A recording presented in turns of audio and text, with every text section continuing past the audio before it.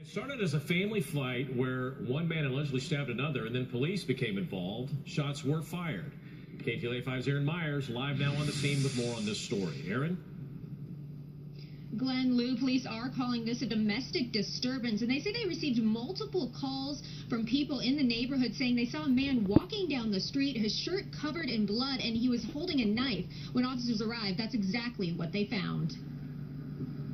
Around 10:30 this morning, police received multiple calls for an assault with a deadly weapon on the 13,600 block of Gavina Avenue. The officers arrived on scene after receiving again numerous phone calls of an individual covered in blood walking down the street holding a knife. When they arrived, they made contact with a 29-year-old man, knife in hand. The officers made contact with that individual, attempted to verbalize with him to drop the knife, at which point he failed to listen to the officer's directions, and an officer-involved shooting happened. I heard gunshots, 6 or 7, about, and I heard screaming after. The suspect was transported to a local hospital in critical condition. Police then made their way into his home where they found a man stabbed to death.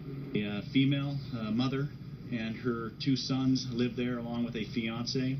At some point there was some type of argument that broke out in the house, and one of the sons ended up attacking, stabbing, and ultimately killing the fiance. The suspect's brother tried to aid his mother's fiance. It sounds like the one son was trying to pull the other son off as he was stabbing our victim, and ultimately when the suspect walked out of the home, it sounds like maybe the mother and the other son ran out of the location.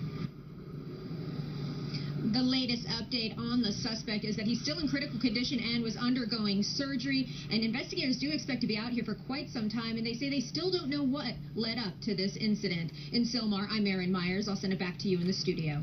Okay, Aaron Myers and Sylmar, thank you for that. Sheriff's Deputy